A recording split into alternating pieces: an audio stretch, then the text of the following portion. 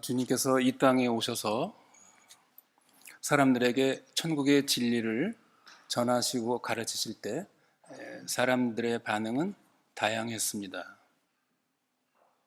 예수님께서 씨 뿌리는 비유를 통해서 하나님의 이 복음의 진리가 전파될 때 어떤 반응을 갖는가를 말씀하셨죠.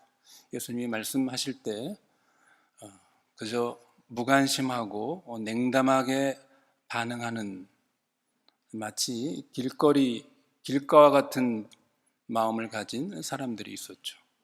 또 어떤 사람들은 예수님의 말씀을 전하셨을 때 아주 기쁨으로 받고 환호했지만 시간이 갈수록 예수님의 말씀이 자기들이 기대했던 것과는 다른 그런 말씀들을 하시자 주님을 떠난 그런 사람들도 있었습니다. 또 어떤 사람들은 들을 귀가 있어서 그 말씀을 들을 때 참 좋은 밭이 되어서 그 말씀을 깨닫고 또 예수님을 잘 따르는 이런 사람들도 있었죠. 그런데 여러분, 예수님이 가르치시는 말씀에 대해서 유난히 아주 그 악한 감정과 또 심한 아주 그 적대적인 그 마음을 가지고 예수님의 말씀에 반응한 사람들이 있었습니다. 누구입니까? 오늘 본문의 배경이 되는 유대 종교의 지도자급에 해당되는 이 바리새인들과 서기관들이었죠. 그러나 이들이 예수님의 말씀에 대해서 이러한 적대적인 반응을 가진 이유가 뭘까?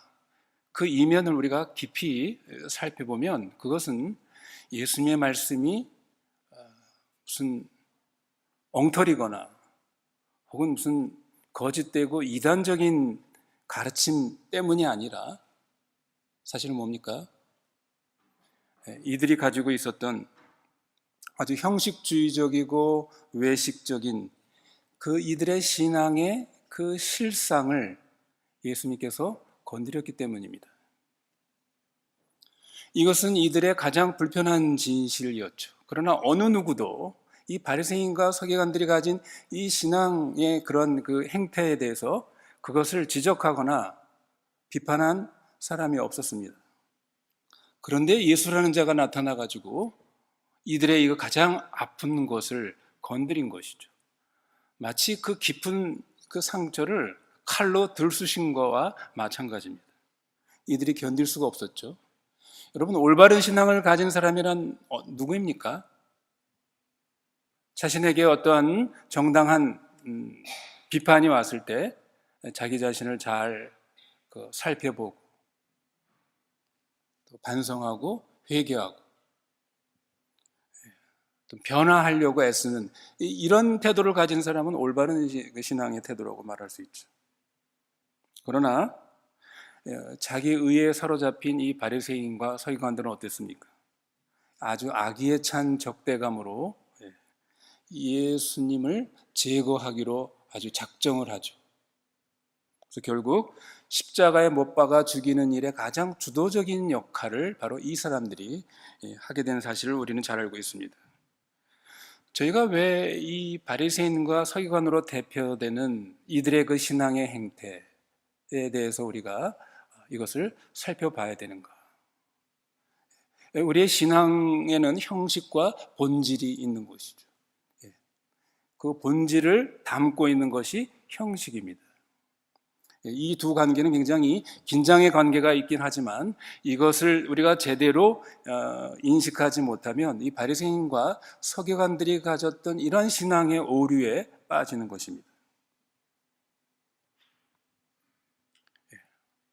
그리고 더 중요한 것은 뭡니까? 이런 위험성과 더불어서 바로 우리 예수님께서 이러한 신앙의 행태를 아주 신랄하게 비판하고 심각한 문제로 보셨다는 데 있습니다. 주님은 오늘 본문 마태복음 1장 6장 1절로부터 18절에 이르러서 이 문제를 다루었고, 특히 마태복음 23장에서는 한 장 전체를 통해서 아주 상당히 긴 그 내용으로 분량으로 당시 바리새인과 서기관들의 이러한 그 형식주의적인 신앙, 외식주의적인 이러한 신앙의 행태를 비판하셨습니다. 특히 마태복음 23장에서는 7번이나 걸쳐서 화 있을진저 바리새인들이여 서기관이여 이렇게 얘기하셨죠. 너희가 어떻게 지옥의 판결을 피하겠느냐 라고 말씀하셨습니다. 여러분, 성경에서는 어떤 숫자들은 의미를 가지고 있죠. 유대인들은 이 7이라는 숫자에 의미를 부여했습니다. 이것은 완전함 혹은 충만함 이런 의미를 가지고 있죠. 예수님께서 외식하는 바리새인과 서기관들에 대해서 화 있을진저 7번에 걸쳐서 그 화를 말씀하신 그 의미는 뭐겠습니까? 너희와 같은 이러한 신앙의 행태를 가지고 계속해서 살아간다면 너희들은 결단코 지옥의 이 재앙을 피할 수 없을 것이다. 지옥에서 심판을 받되 뭡니까? 아주 완전히 충만하게 받을 것이다 라는 사실은 굉장히 엄중한 그런 경고의 말씀임을 우리가 알 수 있습니다. 우리가 이런 외식하는 자 혹은 형식주의적인 신앙에 빠진 자에 대한 주님의 이러한 무서운 경고의 말씀을 왜 우리가 깊이 생각해야 되는가? 이런 의문이 떠오르는 것이죠. 도대체 주님은 이 외식적인 신앙의 문제를 왜 이렇게 심각하게 취급하고 계시는가? 오늘 본문에 있는 것처럼 다른 사람을 구제할 때 내가 다른 사람에게 잘 보이기 위해서 그런 동기로 하든 혹은 자기 만족을 위해서 하든 혹은 자기 어떤 영광을 얻기 위해서 하든 어쨌든 좋은 일을 하고 있는 것이고 그렇게 해서라도 좋은 일을 하면 되는 거 아닌가? 여러분, 이런 의문이 들지 않습니까? 옆으로 가든 뒤로 가든 앞으로 가든 서울만 가면 되는 거 아닌가? 솔직히 이 세상에는 어떤 동기로 하든 남을 구제하고 돕기는커녕 오히려 남의 것을 빼앗고 남의 것에 손상을 끼치는, 해를 끼치는 그러한 못된 사람들이 얼마나 많이 있는데 왜 주님은 이런 문제에 대해서 지나칠 정도로 부정적이고 비판적인가 하는 것입니다. 성도 여러분, 사실 우리가 이 세상적인 관점에서 본다면 크게 문제가 되지 않는 이 바리새인과 서기관들의 이런 행위, 이 문제를 예수님은 왜 유독 이 문제를 심각하게 여기셨는가? 그 이유가 무엇인가 하는 것입니다. 왜 그렇습니까? 이런 바리새인과 서기관들이 가졌던 이런 형식주의적인, 외식주의적인 이런 위선적인 그 신앙의 태도, 모습 속에 바로 죄의 본질, 죄의 핵심이 들어있기 때문입니다. 물론 여러분, 죄는 다양한 종류가 있죠. 하나님께서 하라 혹은 하지 말라라는 것들을 우리가 범하거나 하지 않는 이 모든 것들이 죄입니다. 그러나 여러분, 성경이 우리에게 알려주신 이 죄의 어떤 핵심 본질을 보면 이런 것들은 죄의 본질에 해당되지 않아요. 죄의 여러 가지 종류들이죠. 죄의 핵심과 본질은 무엇입니까? 성경은 죄의 본질 핵심을 교만이라고 말하고 있죠. 교만. 교만은 뭡니까? 자기중심주의입니다. 자기중심주의. 교만, 자기중심주의가 뭡니까? 우리가 창조주 하나님 앞에서 마땅히 서야 할 인간의 본연의 위치에서 이탈하는 것. 이것이 여러분 교만입니다. 자기중심입니다. 자기가 모든 우주의 중심이 되고자 하는 것이죠. 창조주 하나님이 아니라 내가 만물의 척도다. 18세기 계몽주의자들이 말한 그런 의미입니다. 여러분, 아담과 하와의 죄를 보십시오. 아담과 하와가 어떤 무슨 도덕적인 죄를 범했습니까? 도적질을 했습니까? 간음을 했습니까? 그들은 도덕적으로 어떤 나쁜 짓을 한 사람들이 아닙니다. 어떤 죄입니까? 그들이 인간이 마땅히 하나님 앞에 서야 할 그 본연의 위치에 서지 않은 것이죠.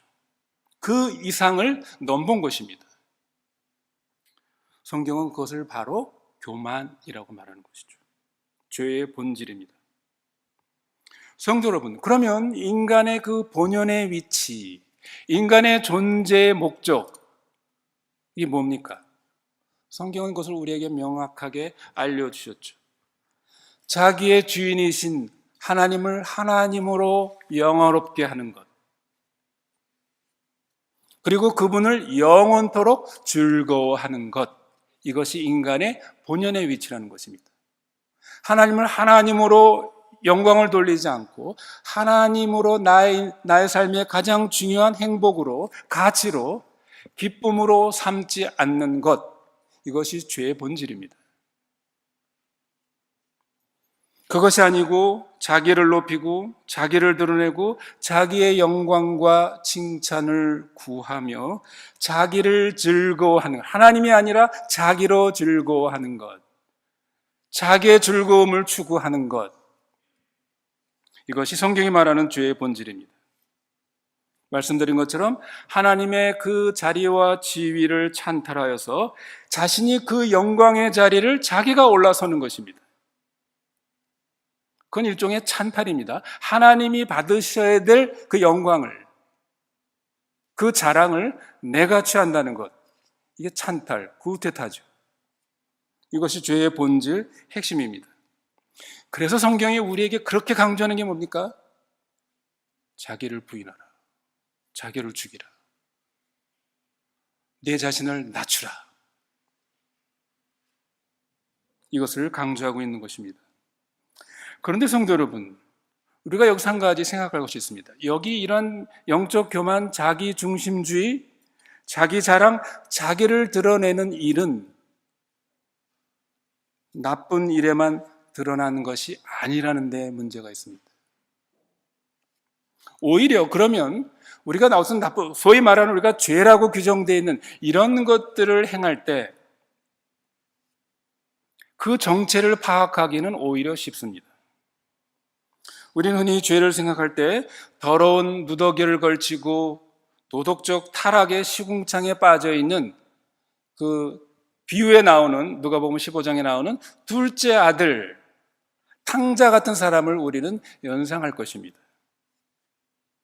우리는 가련한 알코올 중독자나 마약 중독자나 혹은 TV나 신문 뉴스에 나오는 범죄자들을 우리는 예상합니다. 그리고 우리는 이것이 다 죄다, 저런 죄를 졌구나, 저런 죄인이구나 라고 우리는 규정을 합니다. 그러나 여러분, 말씀드린 것처럼 이런 것들은 죄의 핵심이 아닙니다. 여러분, 오늘 본문 마태복음 6장에서 예수님께서 예를 들고 있는 걸 여러분 보십시오. 어떤 예를 들고 있습니까? 이 예들은 전부 좋은 일이요, 심지어 거룩하고 경건한 행위들이었습니다. 뭐였죠? 구제, 기도, 금식. 얼마나 좋은 일이고 경건한 일, 거룩한 행위들입니까? 그런데 이런 가운데 죄의 본질이 있다. 죄가 드러날 수 있다는 것이죠. 이것이 바로 죄의 본질이고 죄의 간교함입니다. 어떤 악한 일을 해서는 우리 쉽게 알 수 있지만 좋은 일을 하는데 거기에 죄의 본질이 있다? 거기에 죄가 있다? 이게 죄의 간교함입니다. 그래서 주님께서 이러한 바리새인과 서기관들의 이러한 거짓된 신앙, 위선적인 신앙, 이 외식의 문제를 심각하게 다루는 것입니다. 주님께서는 이 외식하는 문제를 통해서 죄라는 세력은 우리가 하나님으로부터 멀리 떠나 있을 때 우리를 공격하고 괴롭히는 것일 뿐만 아니라 우리가 의의를 행하고 내가 하나님께 가까이 있다 라고 여기는 순간에도 우리를 따라 들어와서 우리를 괴롭히는 무서운 존재임을 우리 주님이 여기서 우리에게 상기시킨 것입니다.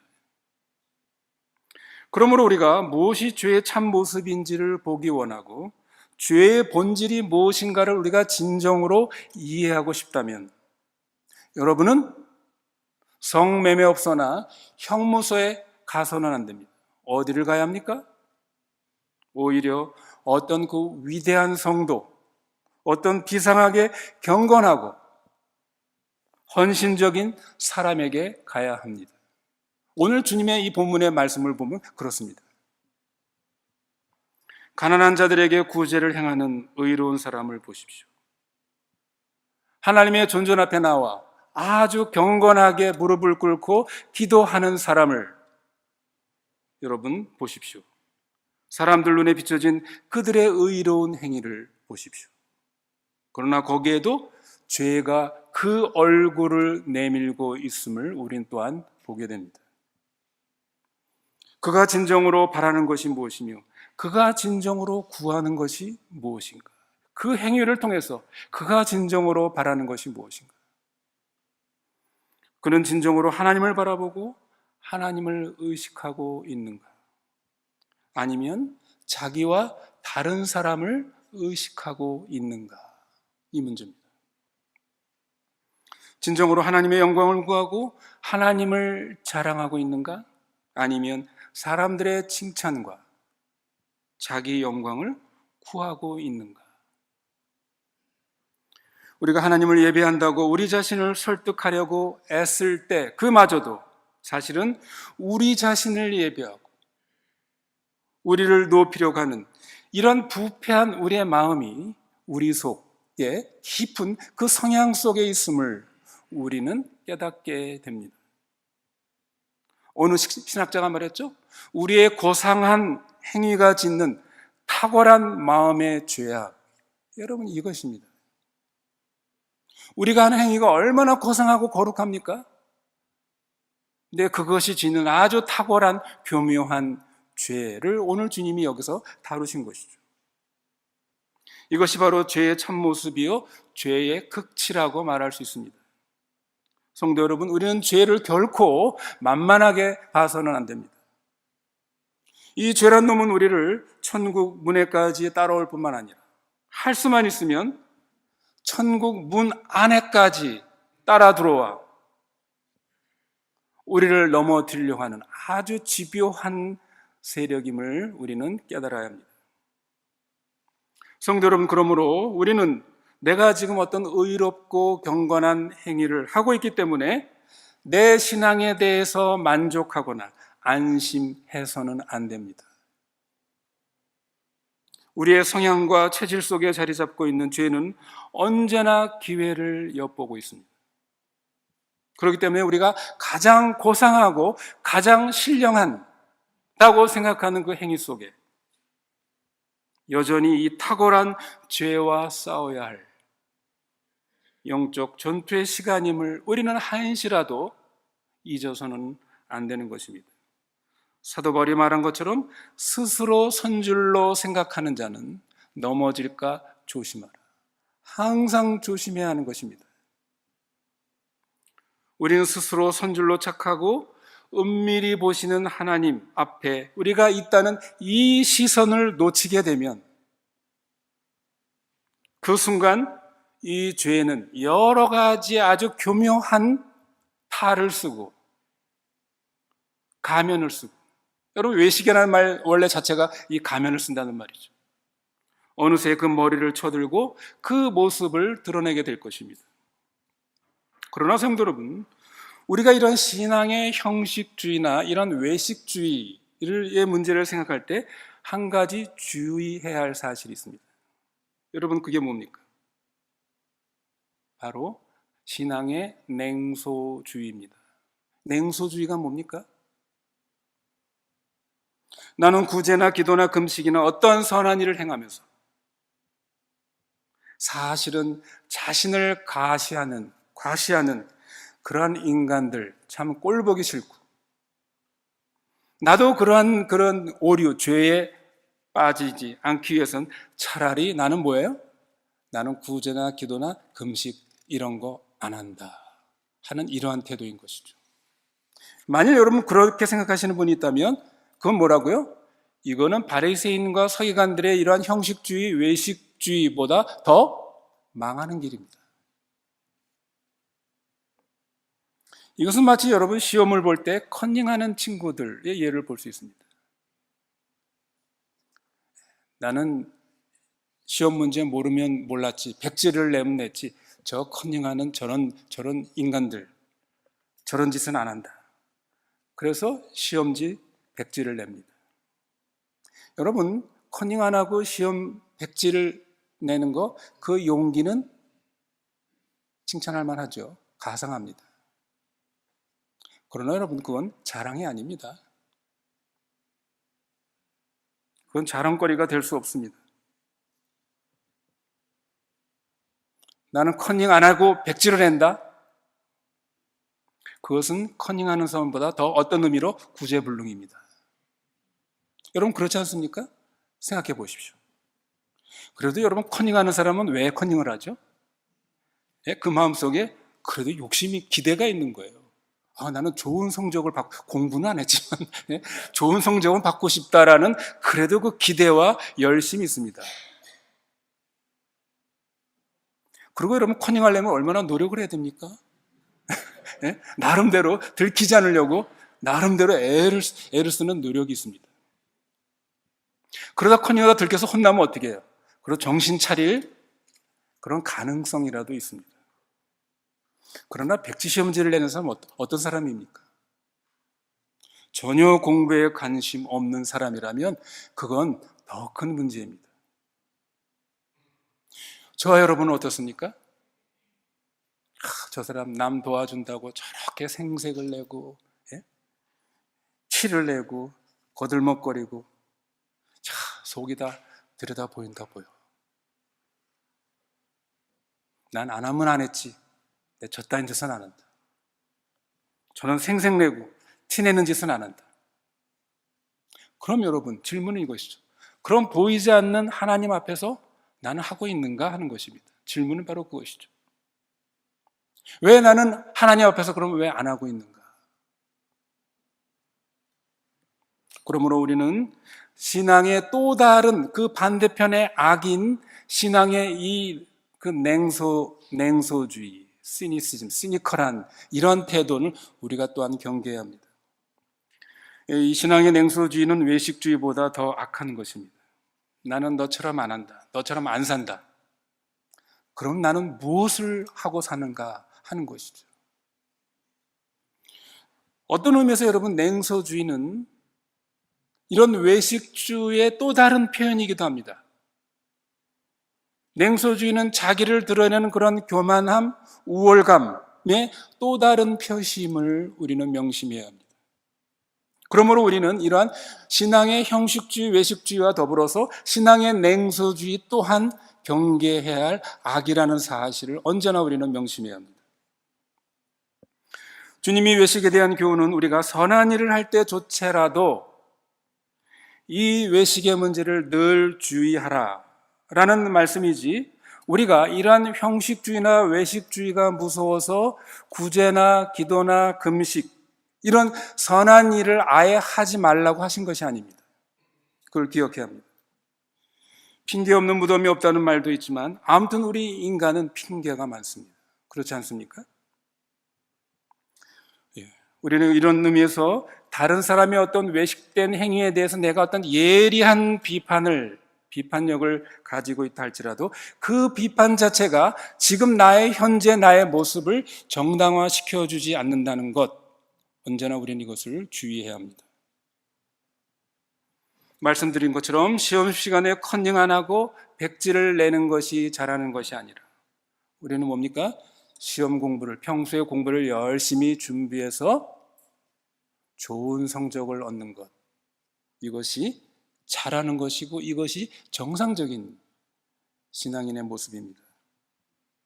외식된 행위를 하지 않기 위해서 행위 자체를 안 하는 것이 아니라 하나님을 의식하며 바르게 선한 행위를 하는 것이 중요합니다. 여러분, 우리에게는 신앙의 형식도 필요합니다. 중요합니다. 여러분, 그렇지 않습니까? 신앙의 형식이 없이 어떻게 우리가 신앙의 본질, 내용, 핵심을 우리가 이해하고 그걸 잘 발전시킬 수가 있겠습니까? 구제, 기도, 금식, 예배, 찬양 모두 다 중요한, 하나님이 우리에게 제정하신다 중요한 신앙의 형식들입니다. 그러나 우리는 이 형식이 담고 있는 그 내용, 그 본질, 핵심을 놓쳐서는 안 되는 것이죠. 껍데기를 알맹이로 붙들고 있지 않도록 우린 늘 그것을 살펴야 하는 것입니다. 어떤 사람의 거들먹거리며 자기 생색내는 구제를 보면 우리는 어떻게 됩니까? 우린 자기 생색내지 않으면서 하나님 앞에서 구제를 하는 자리로 가야 합니다. 어떤 사람의 외식하는 기도나 금식을 본다면 나는 그것을 거울로 삼아서 하나님 앞에서 참된 기도, 참된 금식으로 나아가야 합니다. 우리의 목표는 시험에서 단지 컨닝하지 않는 것이 아닙니다. 정답을 쓰고 좋은 성적을 내도록 제대로 공부하는 것입니다. 그러므로 여러분, 우리의 목표는 외식하지 않는 것에 있는 것이 아닙니다. 바르게 의를 행하는 것. 하나님 앞에서. 오늘 주님께서 마태복음 6장 1절에서 지적하신 이 외식하는 자의 가장 근본적인 문제가 무엇입니까? 첫째로 그것은 그의 내면의 마음 가운데 뭡니까? 다른 사람들에게 자기의 의를 행하고 선을 행하는 사람으로서의 명성과 인정, 칭찬을 얻고 싶어하는 디자이어, 욕구가 있습니다. 여러분, 이것이 바로 형식주의적이고 외식주의적인 신앙의 시작이라고 말할 수 있습니다. 나에게 다른 사람으로부터 인정과 칭찬을 받고 싶은 어떤 그런 욕구. 외식의 그 다음 단계는 이러한 욕구가 좀 더 적극적이고 또 실제적인 욕망이 되면 이제 뭡니까?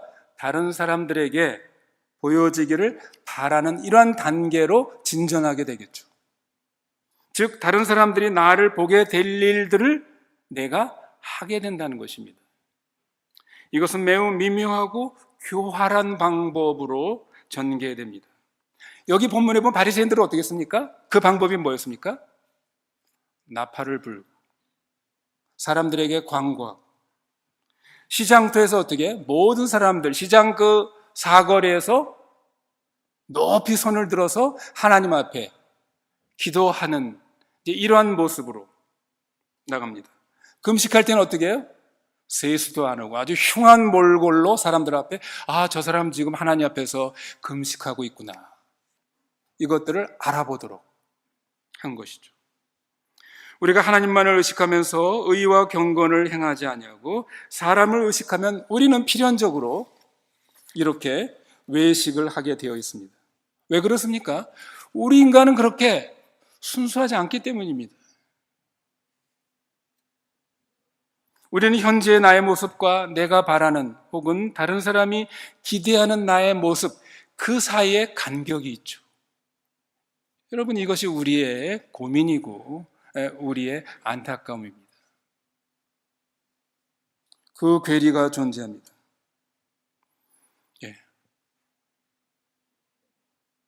내가 바라는 것과 다른 사람이 기대하는 것, 이게 일치되면 얼마나 좋겠습니까? 그러나 다른 사람들은 나의 모든 실상을 다 알지를 못합니다. 그러므로 다른 사람에게는 의식적이든 무의식적이든 우리는 어떻게 합니까? 나의 진정한 모습이 아닌 다른 사람이 기대하는 그런 나의 모습으로 보여주고 싶은 것이죠. 그러면 어떻게 됩니까? 우리가 연기를 하게 되는 것이죠. 이게 바로 이 연기한다는 말이 외식한다는 그런 뜻입니다. 그러나 여러분, 우리가 한편으로 또 생각할 것이 있습니다. 우리는 이러한 외식적인 신앙의 문제에 대해서 지나치게 병적으로 민감할 필요는 없습니다. 왜 그렇습니까? 우리는 완벽하지 않은 죄인들입니다. 우리는 나의 현재의 모습과 내가 바라는 모습 사이에 언제나 괴리 간격이기 때문에 우리는 근본적으로 연기를 할 수밖에 없는, 연기할 수 있는, 이런 외식할 수 있는 소질을 가지고 있는 죄인들이라는 사실입니다. 이 죄된 육신의 몸을 입고 있는 한 우리는 이러한 외식과 형식주의, 이런 위선적인 신앙으로부터 완전히 우리가 100% 자유로울 수 있는 사람은 없습니다. 만일 그런 사람이 있다면 그 사람이야말로 외식하는 사람일 것입니다. 그러므로 우리는 우리의 외식과 위선을 발견할 때마다 정직히 주님 앞에 그 우리의 진정한 모습을 인정하고 회개하고, 우리가 순간순간 은밀히 우리의 모든 것을 보시고 알고 계시는 하나님 앞에 우리의 시선을 고정시키는, 그것을 훈련하는 수밖에 없는 것입니다. 이런 면에서 외식이 아주 습관화되고 체질화된, 그러므로 말미암아 회개치 못했던, 예수님의 여러 그런 지적에도 불구하고 회개치 않았던 이 바리새인들은 그들이 아무리 종교적이고 영적인 행위를 하는 것처럼 보였지만 실제적으로는 뭡니까? 실제적으로는 제가 전에도 말씀드린 적이 있습니다. 실제적으로는 무신론자들이었습니다. 여러분, 무신론에는 두 종류가 있다고 그랬죠? 이론적으로, 지식적으로 하나님은 없다 주장하는 이러한 그 이론 사람들이 있죠. 대표적으로 유물론자들, 공산주의자들은 아주 이론적인 철저한 무신론자라고 말할 수 있습니다. 그러나 또 하나의 무신론의 종류가 있습니다. 그게 뭐라고요? 실제적인, 현실적인 무신론자입니다. 이론적으로, 지식적으로는 하나님의 존재를 인정하지만 자신의 실제 생활 속에서, 삶 속에서는 뭡니까? 하나님이 내 외면과 내 내면을 보고 계시고 알고 계시다지 못하는 것처럼 행동하는 사람, 이 사람이 바로 실제적 무신론자라 이렇게 말할 수 있습니다.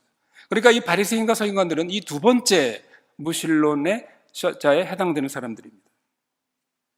성도 여러분, 이것이 어찌 예수님 당시 바리새인들과 서기관들에게만 해당되겠습니까?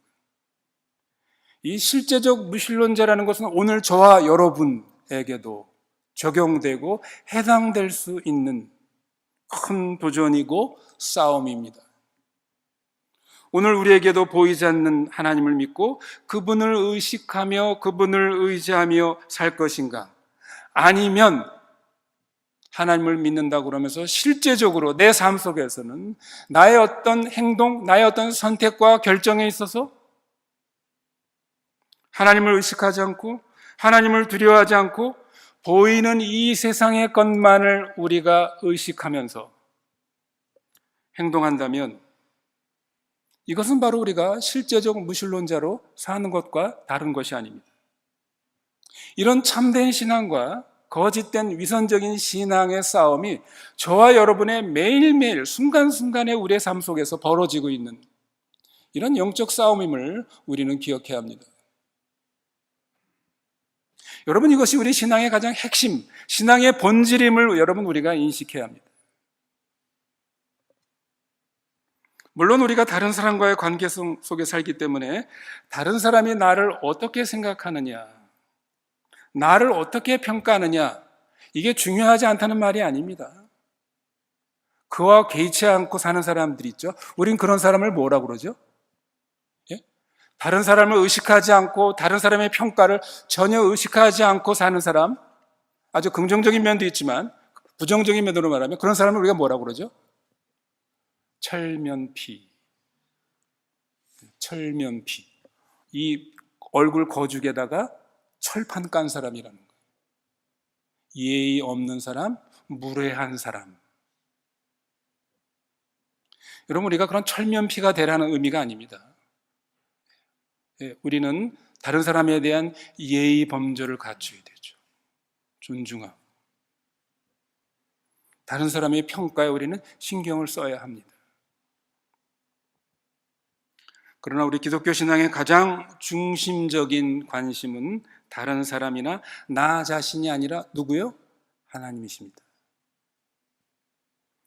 여러분, 이 세상 사람들을 보십시오. 이 세상에 굉장히 도덕적으로 아주 우수하게 사는 사람들이 많이 있습니다.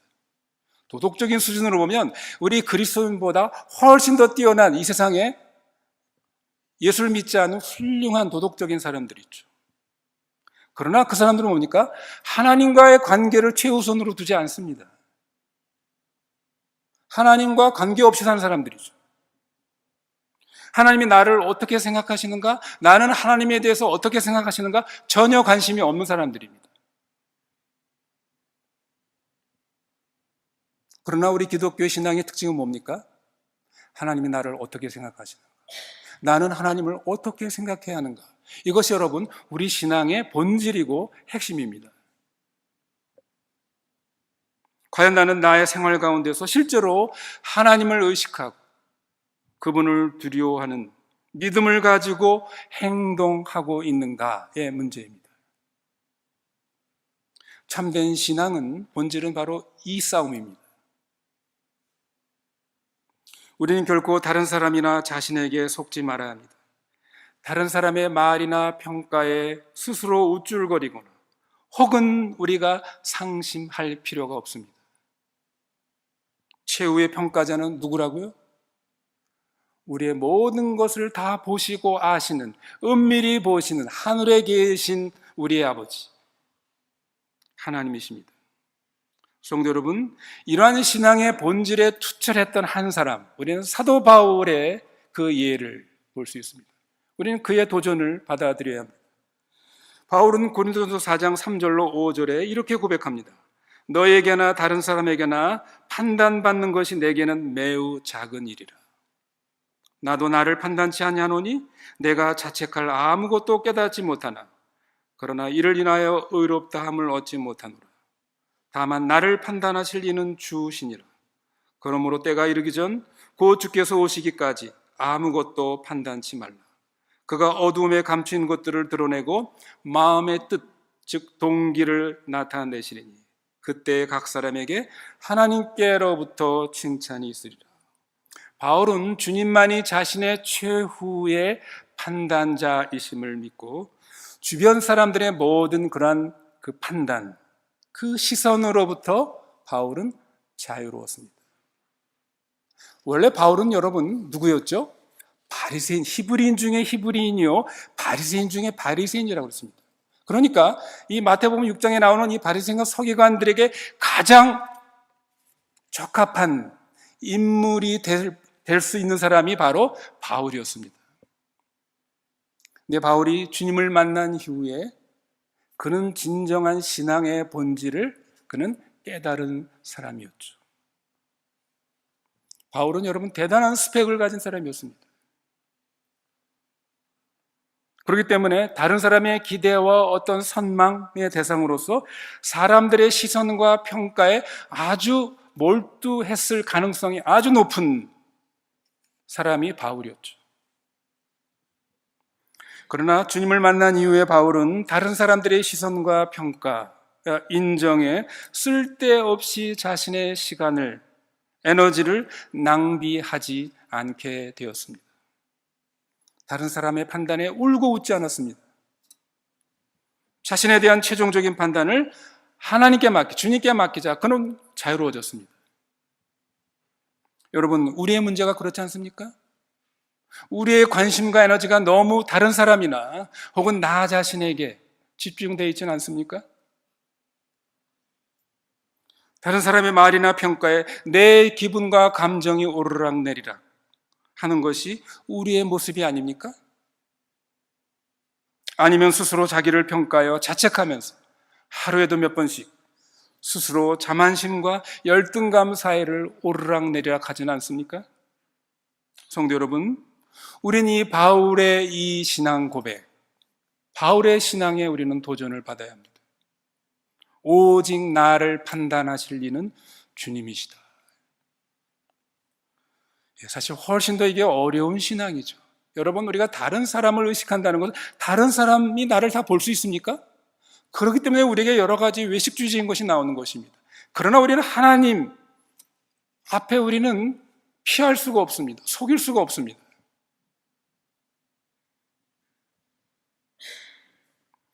이렇게 하나님만을 의식하며 사는 사람은 다른 사람으로부터 심지어 자기로부터 얽매이지 않고 참 자유를 얻는다는 것, 이 바울의 고백입니다. 말씀드린 것처럼 우리가 그런다고 해서 다른 사람을 무시하는 철면피의 뻔뻔함이 예의 없음의 무례함을 말하는 것이 아닙니다. 이 하나님만을 의식하며 사는 이 믿음은 참된 믿음의 겸손함이요 비굴하지 않은 당당함이라는 것을 우리는 기억해야 합니다. 그리고 이러한 태도만이 우리가 이런 바리새인과 서기관들의 이런 신앙적인 오류에 빠지지 않는 참된 신앙, 참된 이 신앙의 본질을 붙잡고 올바로 믿음의 길을 우리가 걸어가게 될 것입니다. 저희 모두가 이러한 신앙으로 나가도록 주께서 우리에게 날마다 우리 자신을 돌아보게 하시고 내가 과연 하나님 앞에서 이 일을 하고 있는가, 아니면 내가 다른 사람을 그저 의식하는 그 수준에서 하고 있는가, 이런 부분들을 점검해 나가는 저와 여러분이 되시기를 바랍니다.